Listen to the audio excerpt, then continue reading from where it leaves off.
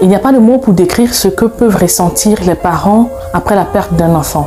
Perdre un enfant est quelque chose d'injuste. Je dis que c'est injuste car c'est contre nature qu'un parent enterre son enfant. Ce devrait être le contraire. Mais que voulez-vous?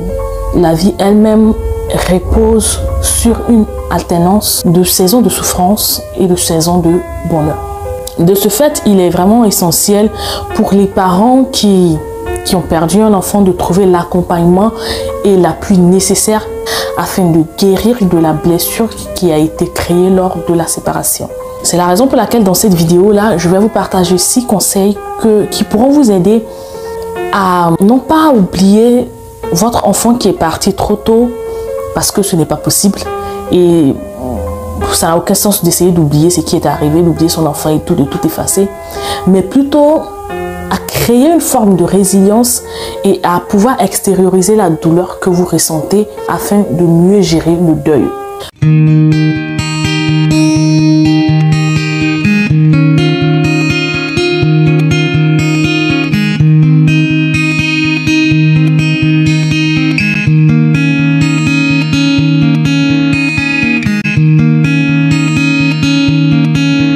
Bonjour à vous, j'espère que vous allez bien. Je suis Marie-Louise Baïkoro, je suis maman et je suis aussi accompagnatrice en parentalité et en guérison des blessures intérieures. Bienvenue à vous sur ma chaîne YouTube.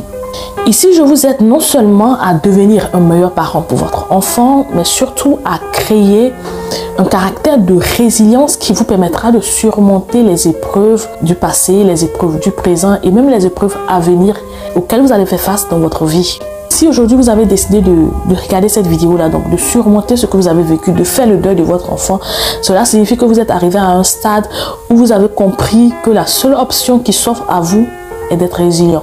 La façon dont un parent va réagir à la mort ou à la perte, je n'aime pas trop dire le mot mort, mais bon, il faut appeler un chat un chat. Donc à la mort d'un enfant est vraiment subjective, alors que certains vont faire face directement à la douleur et accepter de la ressentir.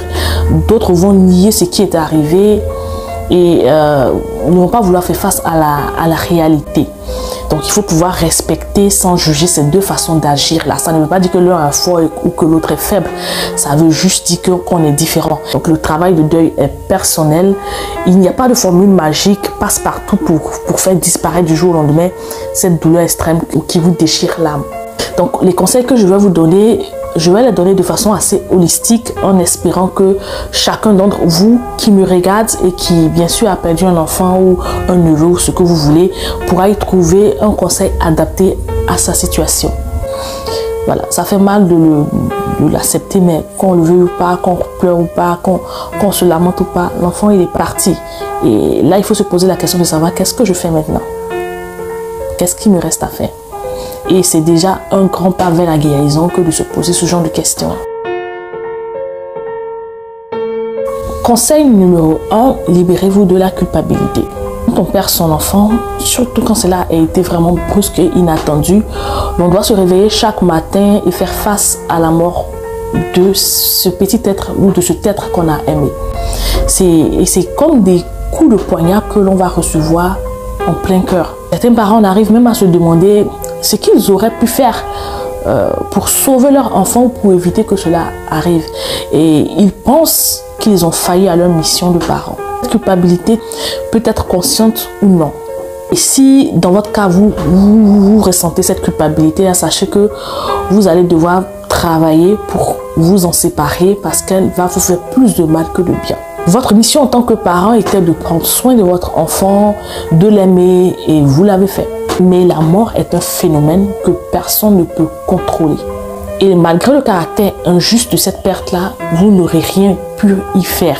Votre enfant vous aime de là où il est et il voudrait que vous ne soyez pas en train de vous tourmenter. Chez nous, on a tendance à dire que plus le parent se lamente, plus l'enfant est en souffrance dans l'au-delà. Bon, c'est pas une formule que j'aime beaucoup parce que parfois ça empêche les parents d'extérioriser ce qu'ils ressentent. Mais quelque part, dites-vous que votre enfant, où qu'il soit, n'a pas envie que vous soyez triste, il a envie que vous soyez heureux. Et même s'il sait qu'il vous manque, il veut vous voir heureux, il veut vous voir épanoui parce que lui aussi, quelque part, peut-être qu'il souffre de vous voir être en train de vous lamenter. Donc, vous avez le droit de vous lamenter, vous avez le droit d'avoir mal, mais vous devez continuer à vivre. La culpabilité est un poison qui va vous tuer à petit feu si vous la laissez faire.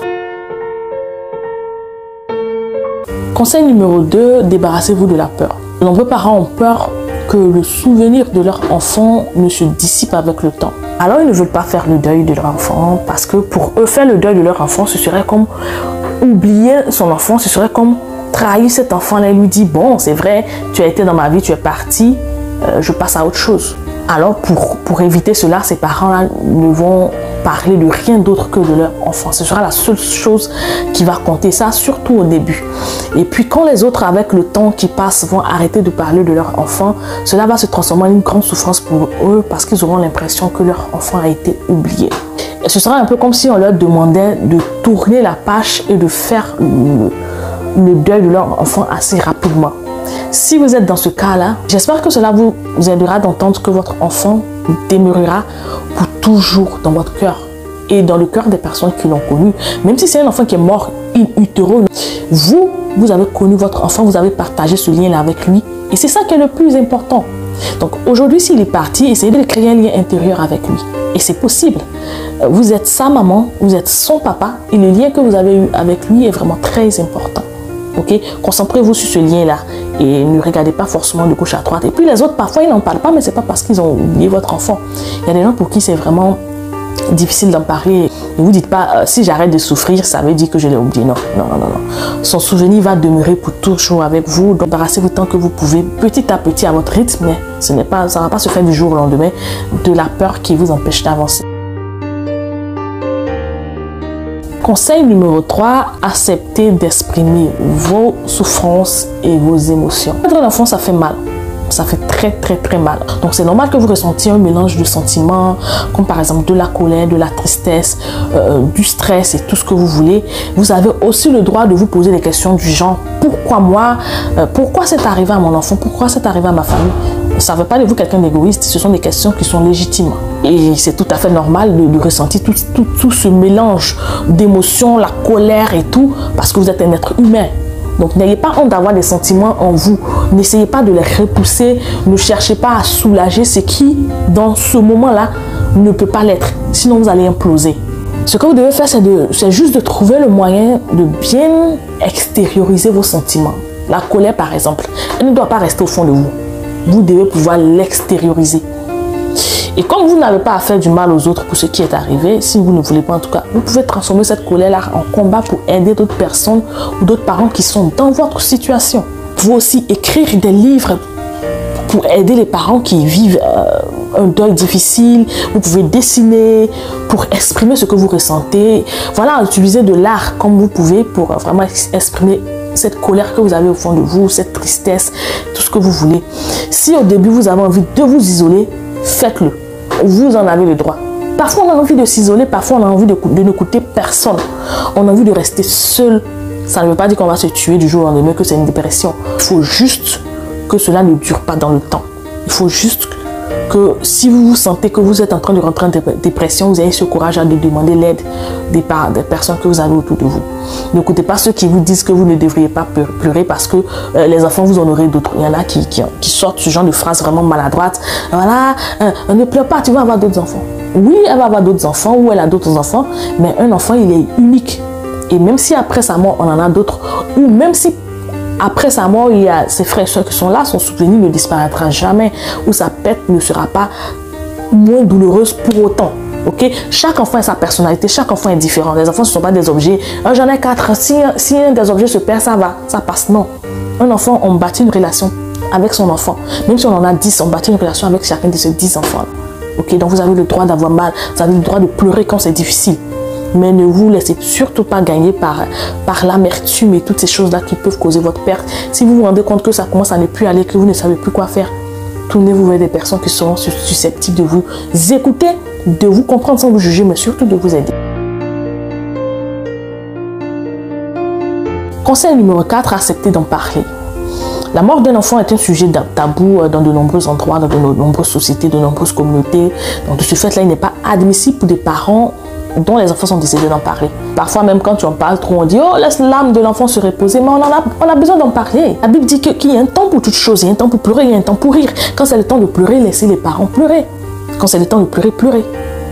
Si vous voulez parler de votre enfant, parlez de lui. Si vous voulez, je connais une de mes tantes là qui se promenait avec l'album ou photo de sa fille décédée qu'elle montrait à tout le monde. J'étais encore un peu plus jeune, j'avais environ 10-11 ans, je ne comprenais pas. Plus tard, j'ai compris en fait. C'était un processus de deuil, ça fait partie de son processus de deuil. Vous comprenez? Et même l'année dernière, j'ai vu sur les réseaux sociaux la descente aux enfers d'une maman qui avait perdu son fils. Et si beaucoup la soutenaient et compatissaient à sa peine, de nombreuses autres personnes malheureusement la jugeaient en disant qu'elle en faisait trop et qu'elle devait subir son deuil dans la dignité, en se taisant à l'instar de nombreuses autres mamans. Si vous avez perdu votre enfant et que vous n'avez pas envie d'en parler, soit c'est votre droit, mais laissez ceux qui ont envie d'en parler le faire. Ok? N'essayez pas de rejeter sur les autres votre frustration de ne pas parler. Oui, parce que parfois, on nous dit, oh, il ne faut pas parler de ton enfant qui est décédé. Il y a des mères, il y a des pères qui n'en parlent pas. Mais parfois, ils vont rejeter cette frustration-là sur d'autres qui ont cette capacité-là d'en parler. Non. Laissez les gens qui veulent en parler, Et je peux vous assurer qu'en réalité, de nombreux parents ont besoin de faire le récit, de parler de ce qui s'est passé, de qui ils ont perdu, de qui était l'enfant pour eux, ce qu'ils ressentaient pour lui, dans quelles circonstances, comment ils ont appris ce qui s'est passé. Ils ont besoin d'être écoutés, c'est vraiment important. C'est une forme de thérapie pour eux. Hein? Donc, vous parents, si vous êtes dans ce cas-là, trouvez une personne proche qui aime écouter et qui sera prête à vous écouter sans vous juger. Et malheureusement, cela n'est pas toujours évident à trouver parce qu'après la mort d'un enfant, certains de vos amis vont s'éloigner de vous pas parce qu'ils ne vous aiment pas, mais parce qu'ils ne savent pas comment se comporter avec vous qui avez perdu votre enfant. Ils ne savent pas. Ils ne savent pas forcément, donc ils vont s'éloigner de vous. Donc ce sera peut-être très difficile pour vous de trouver quelqu'un à qui parler.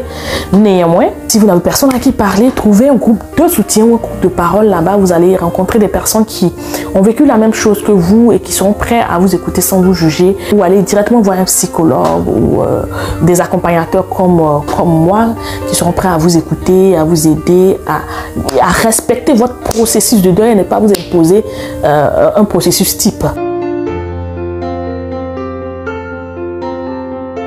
D'honorer le souvenir de votre enfant. Ce n'est pas une obligation d'honorer d'une façon ou d'une autre la mémoire d'un enfant disparu. Okay? Cependant, pour de nombreux parents, voilà, honorer la mémoire de leur enfant est une façon de trouver un sens à ce qui leur est arrivé et de surmonter le traumatisme qu'ils ont vécu. Cela peut se faire au travers de petites choses simples et personnelles, comme par exemple se rendre sur sa tombe et puis la fleurir, demander une messe de repos pour son âme, organiser des réunions de famille et d'amis le jour de son anniversaire, le jour de l'anniversaire de sa mort bien sûr, planter un arbre en son honneur, etc. Mais aussi cela peut se faire au travers de projets plus grands comme par exemple la création d'une fondation pour lutter contre la maladie qui a emporté votre enfant. Cela a été le cas des parents de Grégory Le Marchal qui après sa mort ont créé une fondation pour lutter contre la mucoviscidose. Il y en a d'autres qui ont créé des fondations pour lutter contre la drépanocytose ou pour trouver des fonds dans la recherche contre le cancer. C'est une façon d'honorer la mémoire de son enfant, mais en même temps de se dire, il y a quand même un sens à ce qui est arrivé à mon enfant. Et puis cela permet aussi de maintenir le lien intérieur avec votre enfant et de comprendre que sa vie a eu un impact positif sur le monde. Votre enfant n'est pas venu au monde pour rien. Voilà, sa mort peut bouleverser, peut chambouler beaucoup de choses et impacter positivement la vie d'autres personnes. Vous concentrer sur les bons souvenirs que vous avez eus avec votre enfant et de reprendre goût à la vie. L'enfant vient fraîchement de partir, ce que je suis en train de dire peut vous énerver, mais sachez que ce n'est pas parce que c'est un sujet qui n'est pas très important, très sérieux pour moi, bien au contraire. Mais il arrive un moment dans la vie où vous devez vous dire, il faut que je me reprenne. C'est difficile, mais il faut que je me reprenne.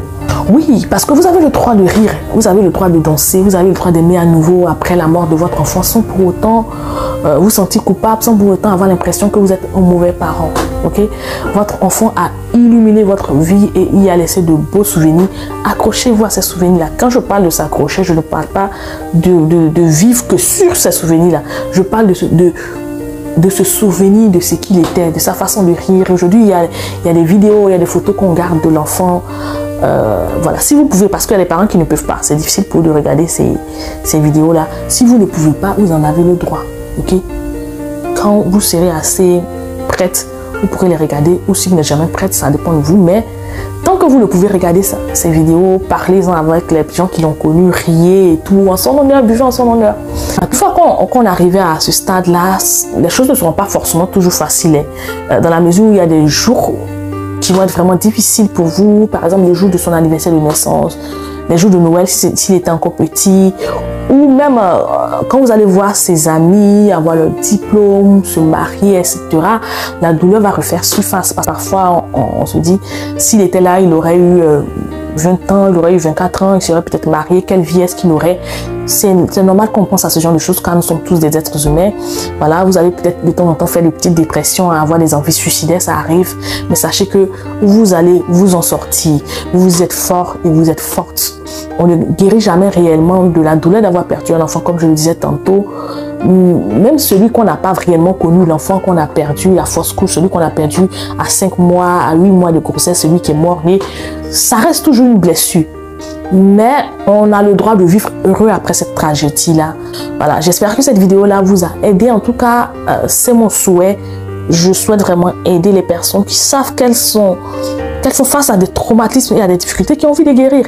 Pour l'instant, je vais vous donner rendez-vous pour une prochaine vidéo sur ce que Dieu vous garde.